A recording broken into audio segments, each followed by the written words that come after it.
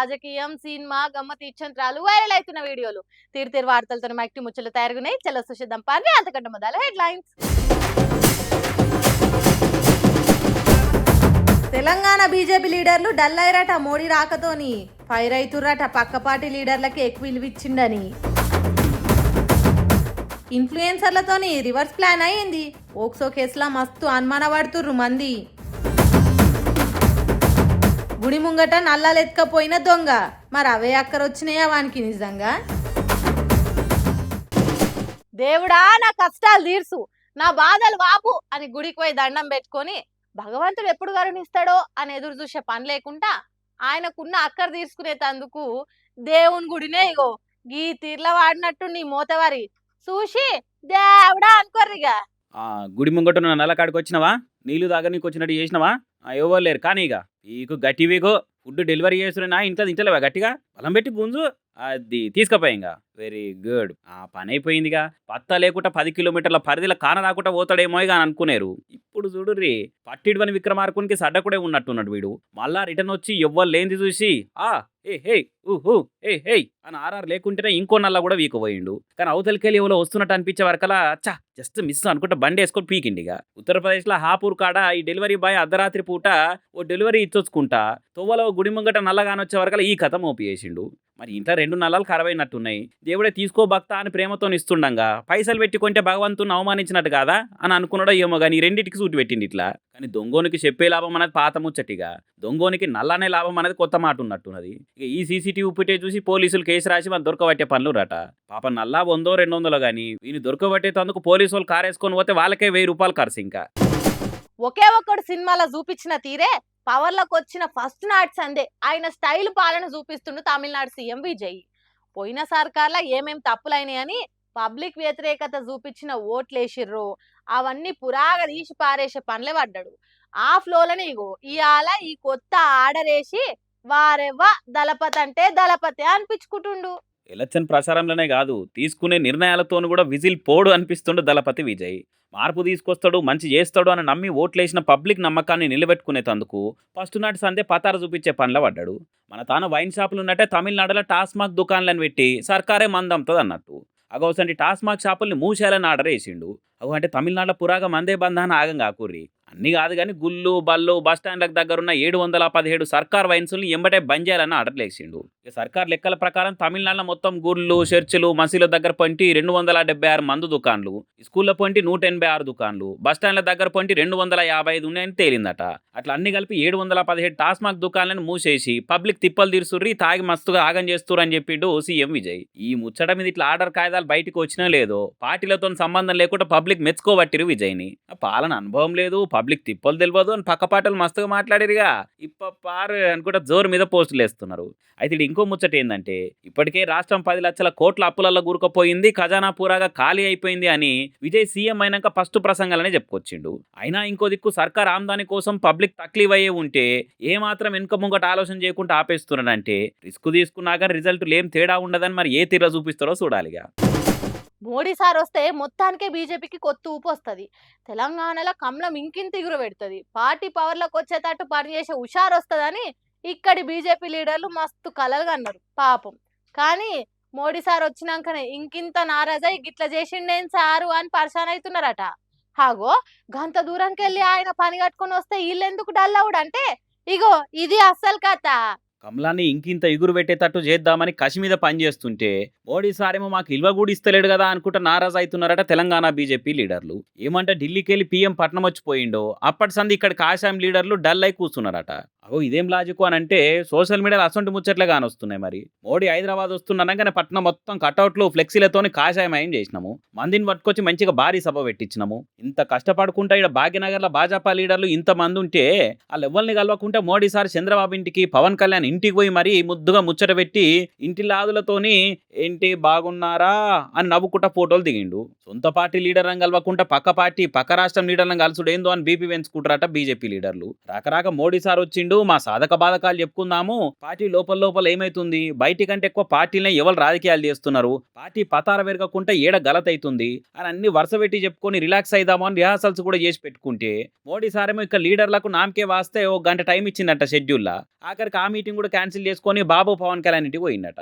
మీదికెళ్ళి ఇది చాలన్నట్టు స్టేజ్ మీద సీఎం రేవంత్ రెడ్డిని మాతోని కలువుర్రి, మిమ్మల్ని ఏడుకో తీసుకుపోతా అని మంది ముంగట్నే మాట్లాడేవారు కలా. చంద్రబాబు సహచరుడని చెప్పుకునే రేవంత్ మీద ఇంత మమకారం ఎందుకో అని పుండు మీద కారం చల్లినట్టయి మండిపోతున్నారట.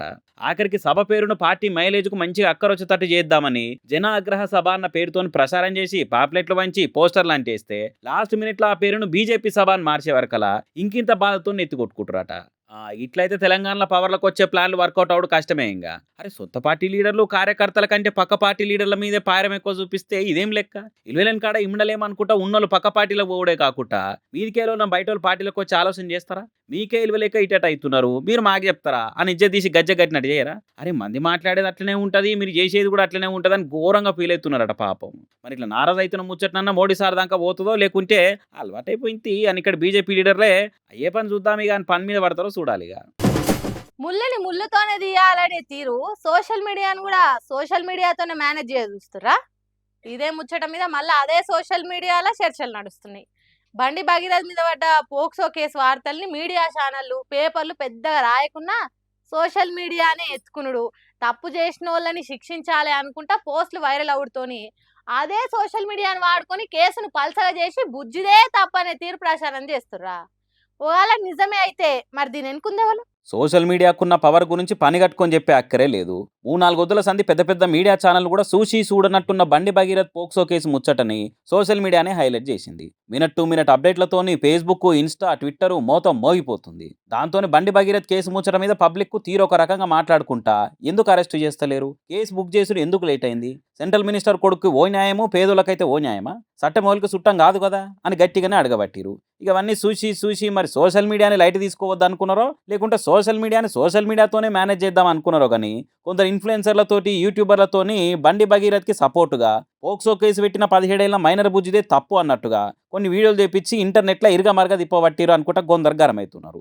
2 చేతులు కలిస్తేనే సప్పట్లు, ఇష్టం లేకుండా అన్నిసార్లు ఎందుకు కలిసింది, కలిసి షాపింగ్లు ఎందుకు చేసింది, అసలు పోక్సో కేసు అంటే ఏంది, దాన్ని ఎట్లా మిస్యూజ్ చేయొచ్చు అనుకుంటా లాజిక్లు టెక్నిక్లు తీసి మాట్లాడబట్టిరు కొందరు సోకాల్డ్ ఇన్ఫ్లుయెన్సర్లు. దీంతో ఇదంతా బండి భగీరథ్ని కాపాడేందుకు బండి సంజయ్ మనసులో ఎన్నుకొని చేయిస్తున్న పనా అని అనుకుంటా ఓపెన్ గానే కామెంట్లు వేస్తారు. ఇంకొందరు హనీ ట్రాప్ అనుకుంటా వార్తలు రాపించే మనీ ట్రాప్ ఇది అనుకుంటా కౌంటర్లు వేస్తున్నారు. కానీ మీడియాను మేనేజ్ చేసినట్టే సోషల్ మీడియాను కూడా మేనేజ్ చేయొచ్చు. ఇన్ఫ్లుయెన్సర్లతోని యూట్యూబర్లతో వీడియోలు చేపించి రివర్స్ టెక్నిక్ వాడితే అంత సైలెంట్ అవుతారు అనుకుంటే గొంగట్లో కూర్చొని ఇంటికలేరుకున్నట్టు కాదా? అయినా బండి భగీరథ్ శుద్ధ పూసే అనుకున్నప్పుడు బాధ్యత గల పౌరునిగా బాజాప్తా ఏం తప్పు చేయనప్పుడు ఎందుకు 5 రోజుల సంది పరారీలు ఉన్నాడు? నేనేం తప్పు చేయలేదు, నా మీద తప్పుడు కేసులు పెట్టిరు, అసలు నిజం ఇది అని బయటకు వచ్చి చెప్పుకోవచ్చు కదా. ఎందుకు ఆ పని చేస్తలేడు? ఎందుకు హైకోర్టులో ముందస్తు బెయిల్కు దరఖాస్తు చేస్తాడు? అంత భయం ఎందుకు మరి అనుకుంటా అదే ఇన్ఫ్లుయెన్సర్లను ట్యాగ్ చేసి అదే సోషల్ మీడియాలో క్వశ్చన్లు వేస్తున్నాడు జనాలు. చూడాలిగా రేపే బండి భగీరథ్ని పోలీసులు పట్టుకొని అన్ని అరుచుకొని కేసు విచారణకు వచ్చినాక మళ్ళీ ఇదే సోషల్ మీడియాలో ఎటువంటి చర్చ నడుస్తుంది అనేది. ఏమో అనుకున్నాం గాని ఓదానెనుకో ఓ కొత్త ఆర్డర్ ఇచ్చి అప్పుడే పాలనని పరుగులు పెట్టిస్తున్నాడు తమిళనాడు కొత్త సీఎం విజయ్. పబ్లిక్ కు ఎసొంటి తిప్పలు కాకుండా చూసేటందుకు ఏడ వెనక కోతలేడు.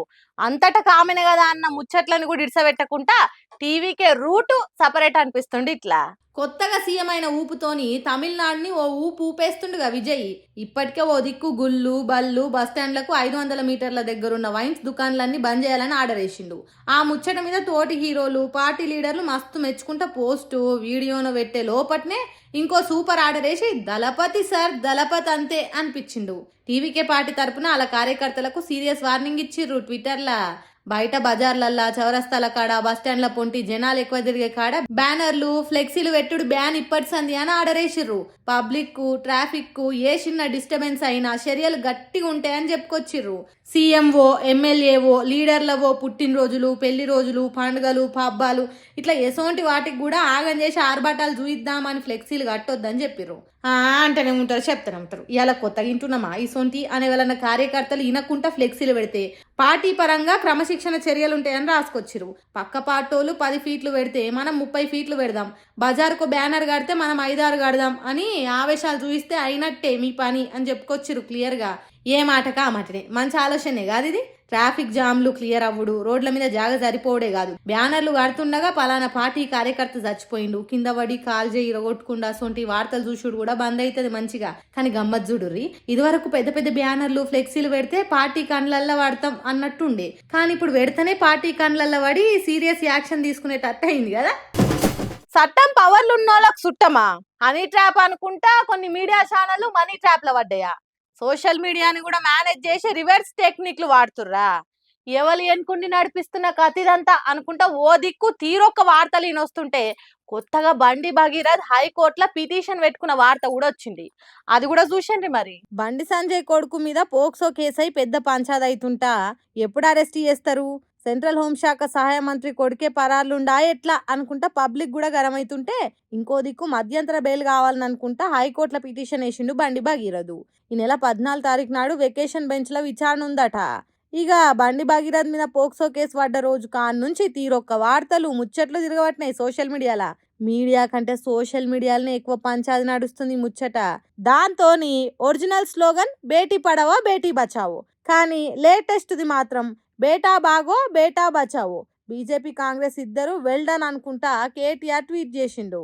ఇంకో దిక్కు ప్రకాష్ రాజేమో బండెక్కి వారిపోయిన అమానుష బండిని ఎందుకు అరెస్ట్ చేయట్లేదు రేవంత్ రెడ్డి గారు, బేటీ బచావ్ వదిలేసి బేటా బచావేంది అనుకుంటా రాసుకొచ్చిండు ఎక్స్లా. ఇగో ఇట్లా సోషల్ మీడియాలో గట్టిగానే గరమైతురు చాలా మంది. మరి ఇక మే 8 తారీఖు నాడు పేట్ బషీరాబాద్ పోలీస్ స్టేషన్ లో పోక్సో కేసు బుక్ అయితే ఇన్నొద్దుల సంధి మరి పట్టుకొని పిలిచి అడగకుండా ఏం చేస్తున్నట్టు. ఆయన సెంట్రల్ మినిస్టర్ కొడుకు కాబట్టే ఈ ఆలస్యం అనుకుంటా ఆయన వస్తున్న కామెంట్లకు 14 తారీఖు నాడు హైకోర్టు విచారణ చేయంగా ఏం తేలుతుందో చూడాలిగా. సుశిరానిలా నేను పట్టుకొచ్చిన ముచ్చట్లు ఎట్లున్నాయో ఇంకిన్ని ముచ్చట్లతోటి మలగలేదు. అప్పటిదాకా చూస్తూనే ఉండరు మన మైక్ టీవీ ముచ్చట్లు.